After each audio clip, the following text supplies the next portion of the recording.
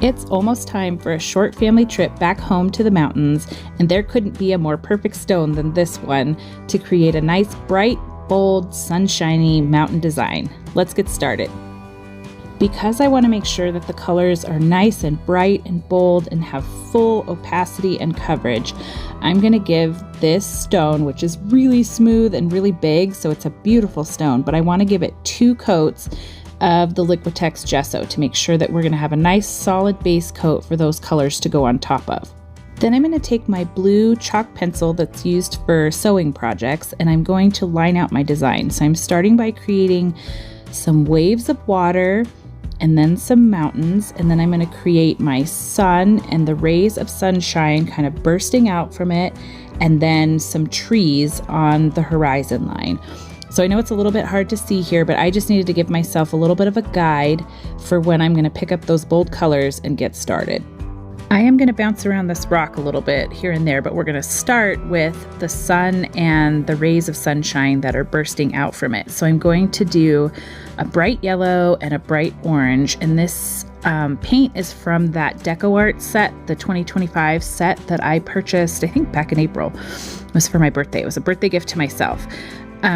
Yellow is always tricky. You're going to need multiple coats, and actually all of the paint on this rock I gave at least 2 coats of, but I didn't film that whole thing so it wouldn't be boring. So you're going to get the laying out of the original colors, and then just know that I did go back and do a second coat to make sure everything had full coverage and it was as bright and bold as it could be. So I'm starting out here by making my sun yellow, and then I'm going to alternate the rays of sunshine between the yellow and the orange paint. I don't know what style this is. I think there's got to be a name for it, because I've seen lots of rock and artwork that is like this, where it's kind of very clean lines with bold lines and bright colors. I've seen beach ones, I've seen mountain ones, kind of sunset ones. And so I wanted to put my own spin on this, kind of representing the mountains back home where we're going to go. And I think I'm going to gift this rock to the owner of the little hometown motel where we stay, because he's just the nicest guy, coolest motel ever. And so I'm going to gift this to him, because I usually bring a rock.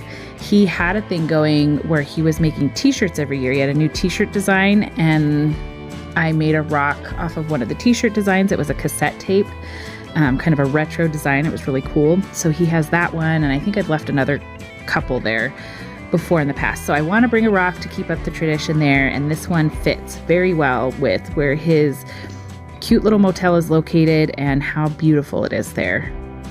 And another little tip about the lines here is you can use this, since the orange is a little bit darker than the yellow, you can use that to help straighten up your yellow lines. If they overreached or if they're a little crooked, you can use that. And then I also have the added backup that I'm going to come through at the end of the design and outline everything with my black Posca PC1MR. So that's going to create even more bold lines, but it's also giving me an opportunity to kind of clean up if something is not exactly the way I want it.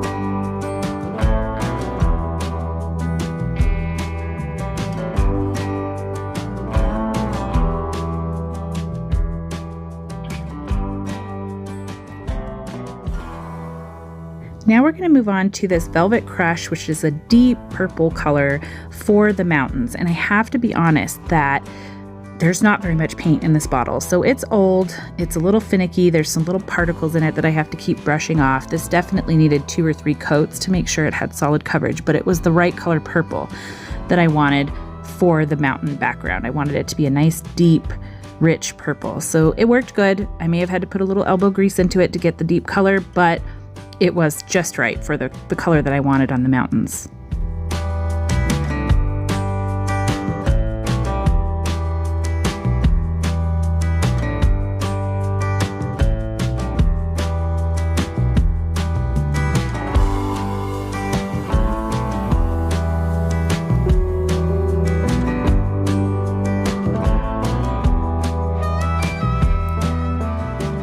Now I'm going to take these two blues out of the Deco Art set. It's a light blue and a dark blue, and we're going to alternate the kind of wavy water at the bottom of the rock. So I'm going to start with the darker blue, and then the next line of color will be the lighter blue, and alternate back and forth until we get up to the mountains.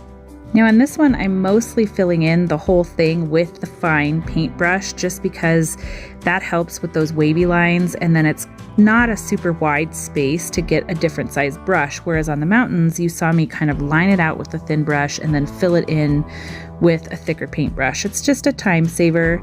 And I think if you have a larger area to fill in, when you do it with these fine brushes, you get more lines in it. So if it's a larger area, I think the larger brush can serve you well once you've got your space lined out.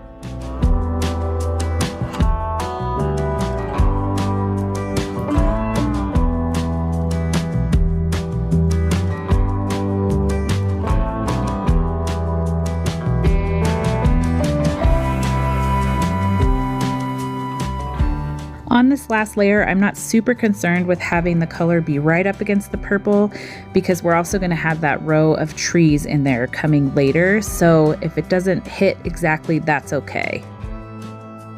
Now I'm going to take this lavender haze, which is also from the Deco Art set, and I'm going to add sort of a shadow, or I think it's like a shadow, or where the light is hitting the mountains on the right side. So just a line down each one of the mountains with the lavender to give it some dimension, and then once we get the trees on there, we're going to do a similar effect with all of the trees with two different colors of green.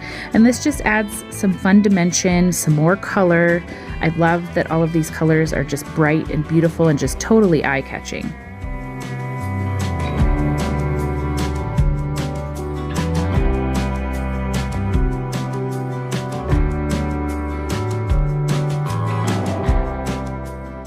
Now we're going to dive into the trees with the two green colors that were in the Deco Art set. So almost everything but the dark purple on the mountains came from the Deco Art set. But this is just really simple. So I'm taking the brighter green and I'm just going to make little triangles, kind of overlapping triangles, so that it shows some distance where some of the trees are in front of the other trees, some are behind.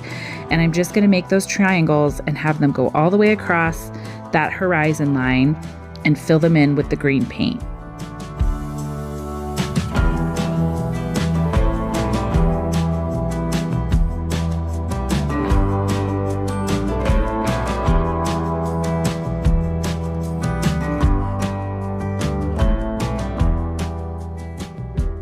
And now I'm going to come through with that lighter green, I think it's called Avocado Toast, the coolest paint name ever, and a disposable eyeliner brush, and just create a line going down on each of those trees. And some of them I'm not going all the way down to the horizon line, and that means that that tree is kind of behind. Now I'm going to get out my black PC1MR Posca paint pen, and we are going to make this thing pop. So I'm starting with an outline around the design, the circle of the design where we laid the gesso down, and then I'm going to do everywhere that a different color meets a different color, except for the shadows. The shadows won't get their own line, but I'm going to just line out the entire design. And as this comes to life in the sped up version, you can see how that black outline just makes the whole design pop. And you could also make some versions of this rock that are seasonal. So I'm picturing like winter would be a good contrast, where you could have snow and kind of icy water, maybe even some clouds, or maybe you do a cityscape. A cityscape would be kind of fun to do as well. So how would you make this design your own? Let me know in the comments. Maybe you have a favorite place that you would like to create in these bold, bright lines and colors. Me, I'm just kind of excited to get back to the actual area that inspired this rock design, because it's even more beautiful in person. And speaking of more beautiful, let's pop some resin on this and look at how it sparkles. Thanks so much for stopping by to watch, and I'll see you next time. Take care.